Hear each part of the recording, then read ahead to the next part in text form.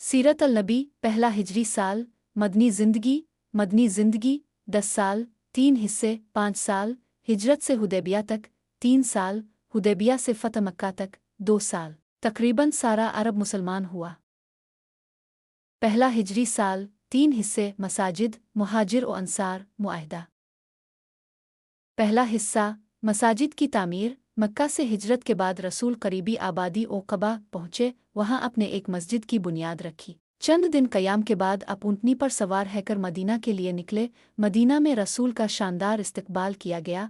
अपने हज़रत अबू अय्यूब अंसारी रज़ी अल्लाह अन्हु के घर क़याम फरमाया। फिर अपने मस्जिद नबवी के लिए ज़मीन खरीदी और ख़ुद भी तामीर में हिस्सा लिया।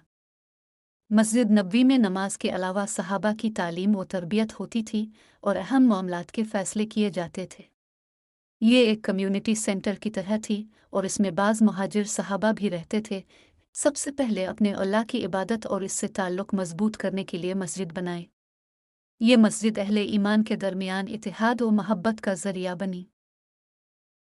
असबाक व अमल। मुस्लिम मुआशरे में इस्लाम को बाकी रखने के लिए सबसे अहम चीज़ मस्जिद है। इसकी तामीर और देखभाल में अपना माल और वक्त लगाएं। 5 फ़र्ज़ नमाज़ें मस्जिद में पढ़ने की कोशिश करें। सबको नमाज के लिए मस्जिद आने की दावत दें। मस्जिद में ऐसे प्रोग्राम करें जिनसे सब लोगों का भला हो। मस्जिद में आने वालों से बेहतरीन ताल्लुकात कायम करें। दूसरा हिस्सा मुहाजिर व अंसार के दरमियान भाईचारा है। मुहाजिरीन हिजरत करने वाले सहाबा, मक्का से अंसार मदद करने वाले सहाबा, मदीना के अहले ईमान के दरमियान महब्बत को हमेशा बाकी रखने के लिए अपने मुहाजिरीन और अंसार के दरमियान भाईचारा करवाया। मकसद ये था कि हर कोई एक दूसरे के गम में शरीक हो, रंग व नस्ल और वतन के इम्तियाज़ात ख़त्म हो जाएं और बुलंदी व पस्ती का मेयार सिर्फ तक ऊपर हो। असबाक व अमल। इस्लामी मुआशरा एक इमारत की तरह है और हर फ़र्द एक ईंट को ईंट से जोड़ने के लिए भाईचारे की ज़रूरत है। हर मुसलमान के साथ भाई जैसा सलूक करें। अपने दोस्तों और पड़ोसियों का ख़ास ख्याल रखें। तीसरा हिस्सा मुआहदा यहूद से। रसूल अकरम जब मदीना पहुँचे तो वहाँ अहले इस्लाम के सबसे करीबी पड़ोसी यहूद थे। नबी करीम ने उनसे ताल्लुकात बेहतर करने की तरफ तवज्जो दी और एक मुआहदा किया। अहम दफ़ात। यहूद अपने दीन पर अमल करेंगे और मुसलमान अपने दीन पर। आपस के ताल्लुकात खैर खाई की बुनियाद पर होंगे, गुनाह पर नहीं। कोई नया झगड़ा पैदा हो जाए तो फैसला अल्लाह और उसके रसूल करेंगे। कुरैश और उसके मददगारों को पनाह नहीं दी जाएगी। मदीना पर हमले की सूरत में सब ताउन करेंगे और हर फरीक अपने अतराफ़ का दिफा करेगा। इस मुआहदे के तहत मदीना और उसके अतराफ़ एक ऐसी हुकूमत बन गई जिसका दारुल हुकूमत मदीना था और सरबराह हज़रत मोहम्मद थे।